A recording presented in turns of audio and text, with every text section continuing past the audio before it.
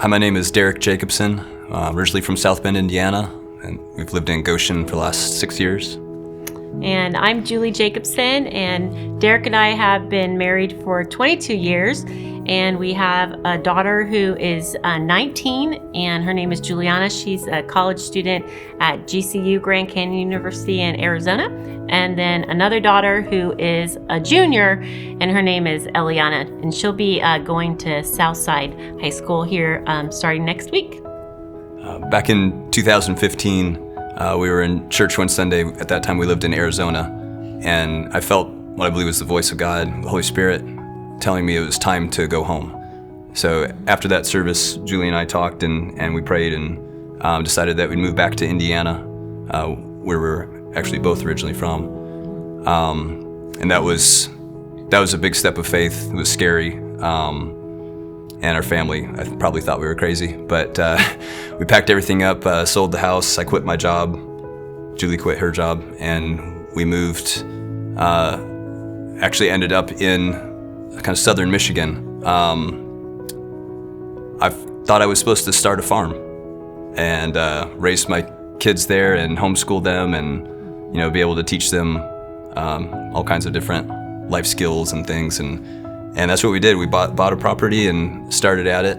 And it had been a dream for a while to do something like that for me. After just a few months ago, really everything kind of fell apart. And that was probably one of the hardest times in my life. And we were having a hard time, and we went to talk to a pastor for some marriage counseling, and he turned to me and he said, "Well, have you just thought of getting a job and giving up the dream?" And that's what I ended up doing. I was very angry at God. I was angry at my wife. I was angry at, pretty much just felt angry at everything and everybody. Was very bitter, and just slowly, month by month, I just was slipping into depression and just a darkness in my heart and my thoughts. I withdrew. I didn't want to go to church anymore. And I just continued like that for quite a long time. So it was going on like that for a number of years. When we heard from Christophe and Melissa DeSanya that they were going to move to France for a year. So Melissa and I had been friends since we were 3 years old. We were both missionary kids. Our parents worked for the same organization, and Melissa and I kept in contact over all of the years.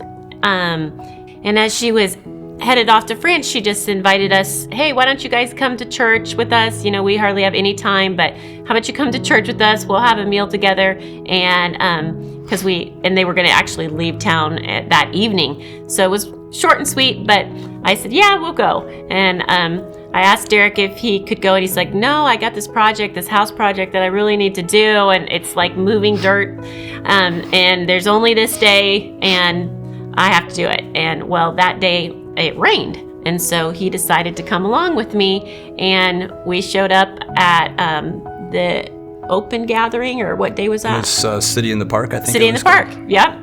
That project had been my excuse to get out of having to go, and then it rained, and I couldn't come up with an excuse. So then, okay, I'll go along, fine. And I enjoyed being with Christophe and Melissa. They're great people, and so I knew at least it would be fun, so I could make it through church or something. As soon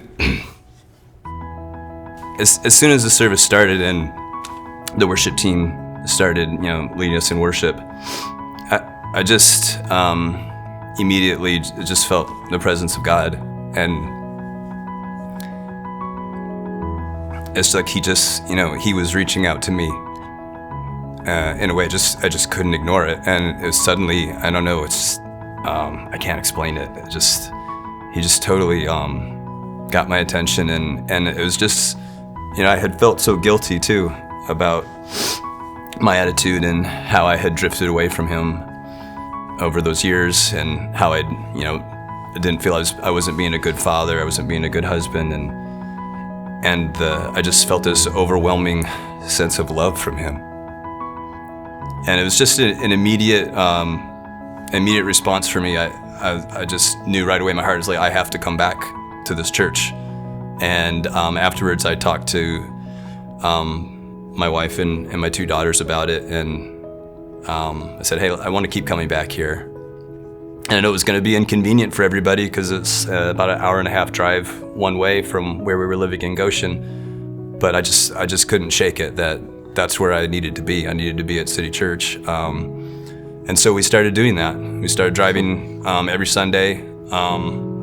Yeah, I think I was kind of skeptical at first. I was thinking, well, Derek's, he's kind of come back to the Lord in certain times and then kind of just slid back. So I thought this might be just a season. And so I decided to go along with it and see what would happen. And he decided to go to a men's meeting. Barbecue. Yeah. And I'm like, well, in 22 years, I've never seen my husband go to a men's event. I'm like, but he's literally going to this men's event. So I decided, I didn't think he was going to go. I thought he was just going to say, oh, I'll find something else to do. But he literally went to this men's event. And I think my kids and I were pretty surprised. Yeah. And so he came back from that event and he met like 3 or 4 people. Mm-hmm. And so I was started to think, well, I guess he's really serious about driving 3 hours every Sunday. So I guess I got to figure out if we're really going to do this or not. So for me, it was just this, I just wasn't really in the place in my life to start at a new church. For me as a nurse, I hadn't been very involved in the church because I had to work weekends and I had to work nights. And so I really just came to church. I loved, the worship. I loved what I learned at church, but I really wasn't in the community of a church. So we showed up one Sunday and we sat next to one of the guys that Derek had met at that barbecue. And he said, I need to introduce you to my wife. And I said, oh, that'd be great. And so after church, he introduced me to his wife. And within 5 minutes, she invited me to her house for dinner. And I'm 46 years old, and I have never been invited to somebody's house for dinner that I met in a church aisle for less than 5 minutes. So I turned around and I felt the Holy Spirit said, this church is different. It's a place where you can bless others and others will bless you.